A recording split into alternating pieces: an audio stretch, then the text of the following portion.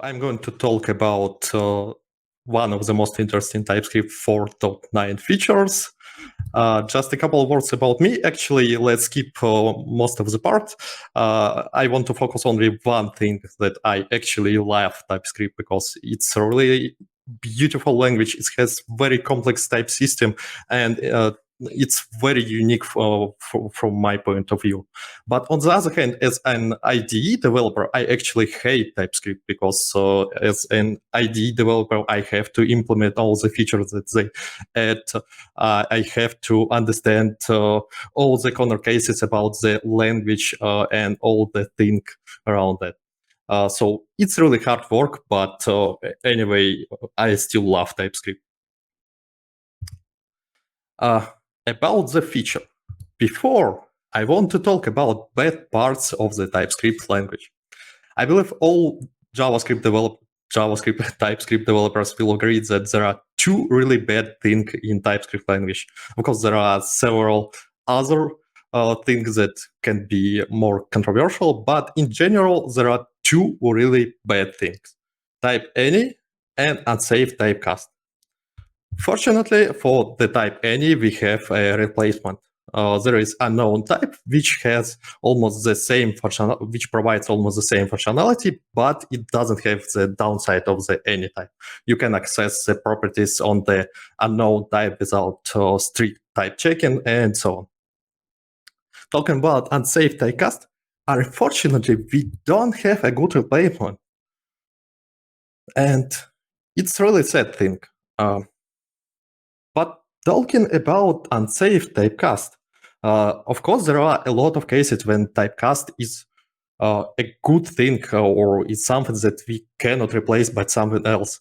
But there are some cases when we want to use typecast to make our code clear. And here is a small example. Assume we have a type config and we have export default with the empty literal object. The problem here is that we don't understand what is the exported object. Is it config or not? And we can easily solve this problem by adding the typecast operator with the config type. But after that, actually, we introduced another problem. That, for example, if we did a typo in the exported object, we will not spot the error because typecast doesn't check left part of the expression. It just says that the result is the config and nothing else. And to solve this problem, you can actually use in TypeScript 4.9 the Satisfies operator because it works almost the same way. You can say that exported object satisfies config, and you have understanding that the exported object is a config. But on the other hand, you have the proper type checking here. And if you are trying to export something that is not config, TypeScript compiler will show an error. So, talking about the satisfies operator, we can compare it with the typecast operator and say, okay, cast operator is unsafe, while satisfies operator is safe. And that's it. Or not. I believe a lot of you spotted a small notice at the left bottom corner that the information is not true, I'd say. Actually, the information is true, but it's not completed. Everything what I said before is actually something that I thought about this feature when I started to do my research. But there are actually other use cases for this feature. So my next step was, okay, maybe something that I thought about this feature is not true. Let's check the internet. I open Google and type satisfies operator. I found a lot of information, but I want to talk about two blog posts. First one defined this problem that, for example, you have a type RGB, you have a type color, which is a union type RGB and string, and you assign to a variable color the string literal. The problem here is after the assignment, you cannot access the properties of the string literal because you defined the type as the union type. So you cannot call all the string-related methods on the color variable here. And to solve this problem, you actually can use the new Satisfies operator from the TypeScript 4.9 because you still have the proper type checking here, and on the other hand, TypeScript compiler will preserve the information that the real type of the variable is string literal, and you can access to uppercase method here. Unfortunately, the original problem doesn't exist because if you will try to use this code sample, everything works fine. So I'd say that the use case of the Satisfies operator here is okay, but in general, it tries to solve the problem which doesn't exist at all. Okay, after that, I started another blog post about this feature. It defines a completely different problem. The problem here is that TypeScript compiler doesn't understand side effect methods. And if you change the value of a variable inside of a function, TypeScript compiler cannot guess the information, and it still believes that the a variable has the type false, and it will produce an error. But you can use the Satisfies operator here. And here we are doing something called upcast. Just trying to describe the compiler that in this context we are working not with the false literal type, but with the Boolean type. And after that, since we are working not with the false type, but with the Boolean type, everything should work. But actually, it doesn't work. And a bit later, I will explain why. So the question here is, what's wrong with this feature? Why we cannot define the scope of use cases for this feature? Why we cannot explain why we need it and how it works? Let's go to the story. The original issue was created 6 years ago. It has a lot of comments and different use cases, but the most interesting thing about the issue is actually the title, that we need an operator to ensure an expression is contextually typed by some type. And here we want to talk about what is contextually typed,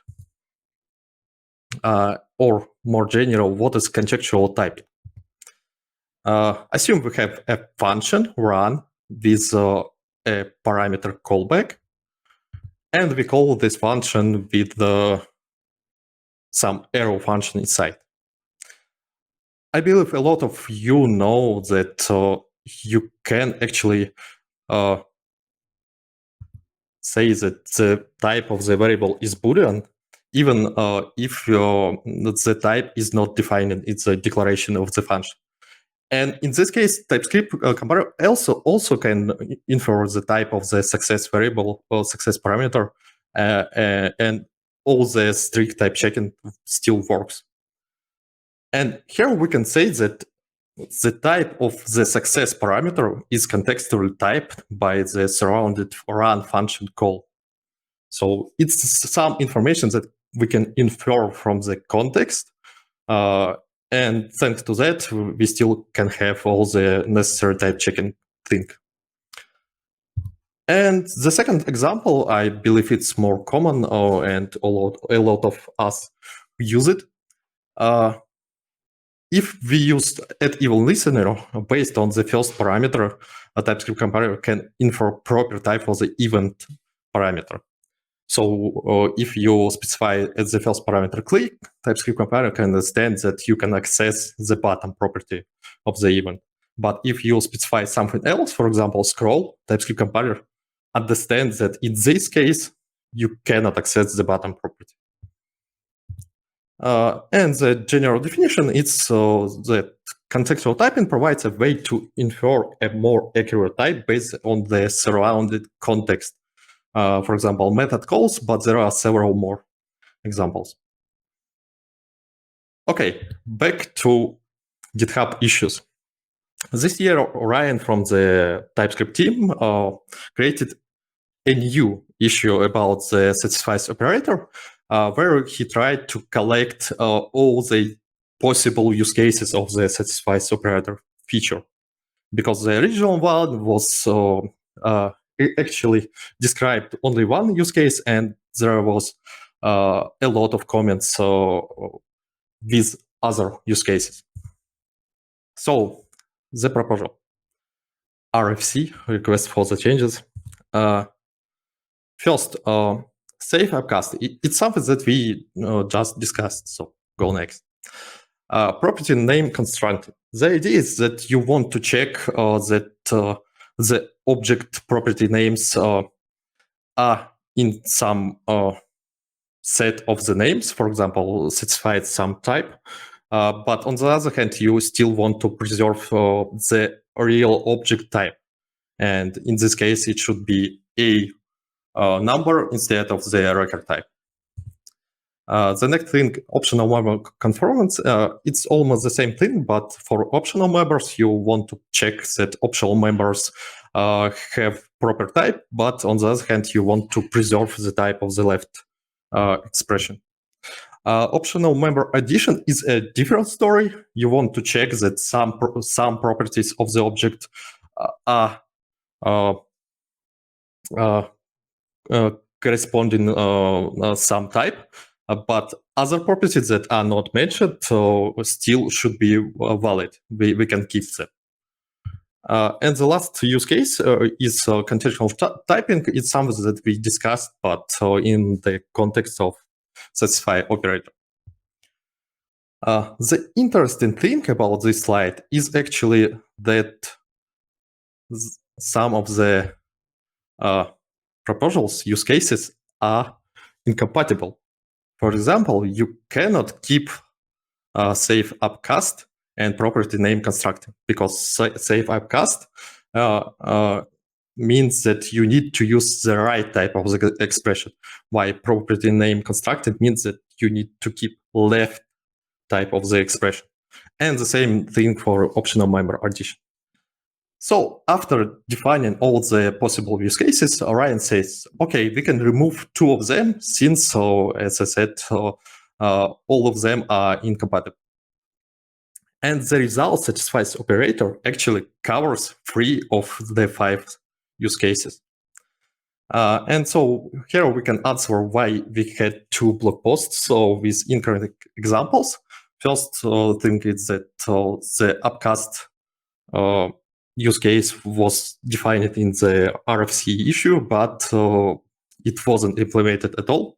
But the second example was valid to some extent, but the original use case was incorrect. So we discussed possible use cases, but what's about real examples? And here we have some. Let's talk about Next.js. In Next.js, I don't want to discuss how Next.js works, but in general, you can write some variable with the name getStaticProps, and you can define a functional component which use the getStaticProps variable type inside of the declaration.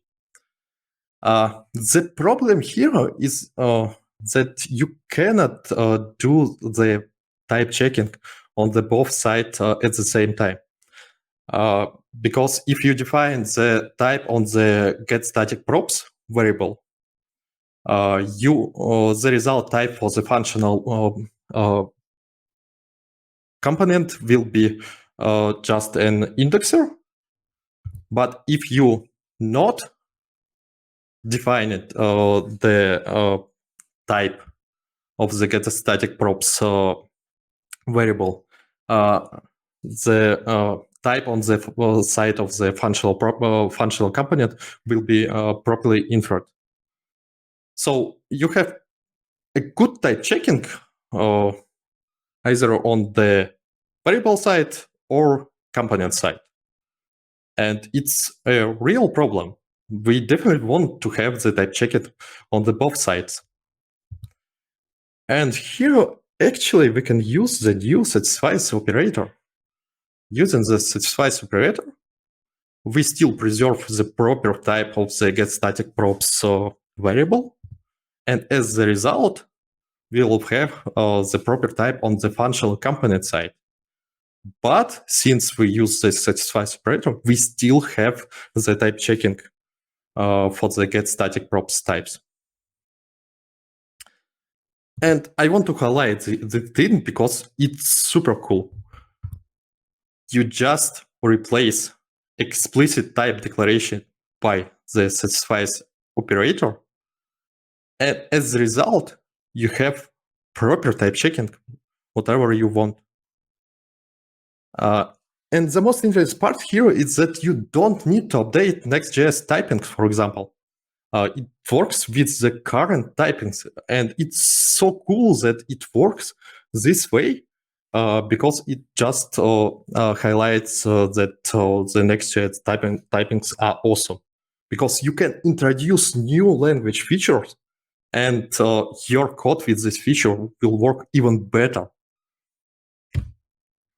Okay, let's talk a bit about the support of this feature. First thing about the support, talking about the support, I mean like compiler support or IDE support, it doesn't matter. First thing is the syntax support, and actually it's pretty obvious thing that you can just replace S operator by satisfies operator and it just works. More interesting thing is the semantics, because if we talk about the semantics, typecast operator actually use the right type of the expression. But the satisfies operator use the left type of the expression. More precisely, it use contextual left type of the expression. We discussed a bit what is contextual typing, but I believe we need to repeat this part once again, because it's a crucial thing about this feature. Assume we have a type colors, we have a type config, and we use typecast operator here. The result type of the variable will be just colors, and object type. If we use just assignment, we can call it type of the expression. The result out will be color with the type string. But if we use the satisfies operator here, the result type will be color property and the type red. Because thanks to the contextual typing, TypeScript understands that in this context, the type can be just one of the three possible values, red, green, or blue. And we can specify exact type here. And one more example. Assume we have a type callback, and we are trying to cast a function with two parameters to this type. The result for typecast is pretty obvious, so it's just the type. If we are trying to assign this object as is, the result also is very expected. The P any and Q any, because we don't have any information about the parameters. But if we use satisfies operator here, the result type will be P boolean, Q any. And once again, it's very important because thanks to the satisfies operator and contextual typing, in this context, we understand P is Boolean, but we still preserve the information about the second parameter. Okay, we discussed basic thing about like language support. Let's talk a bit about the IDE support. And talking about IDE support, I believe it's very important to talk a bit more about contextual typing. But let's start from these examples. We have a config and we have exported object literal, which is effectively the config. But unfortunately, as an IDE, we cannot understand that the base rule, which is mentioned in this object literal, is actually the same base rule which is defined in the type config. We can guess the information, and sometimes it's shown in WebStorm, for example, as dynamic usage, because we are not sure that it's something the same, but it looks like. And unfortunately, since we don't have any information about the context here, we cannot provide basic IDE features. Just because the fact that we consider these two names like two different definitions. Yeah. But if we specify the satisfies operator, we actually can bind the information about the config and the properties inside of the object literal. And as the result, all the IDE features that we expect here, like code completion inside of the object literal for base rule, or navigation for base rule to the definition inside of the type config, or rename, everything just works because we have the information that it's config, not something else. And it works so very similar to just assignment. When you use assignment, we can understand that the properties which are defined on the right side of the assignment are actually the same as the property which we can find in the type on the left side. And yeah, as a result, all the basic features are actually working here. Code completion or rename, navigation to the property definition. And the most interesting part here is that we don't need to implement this functionality for the satisfies operator itself. We can just implement this functionality for any contextual typed expression.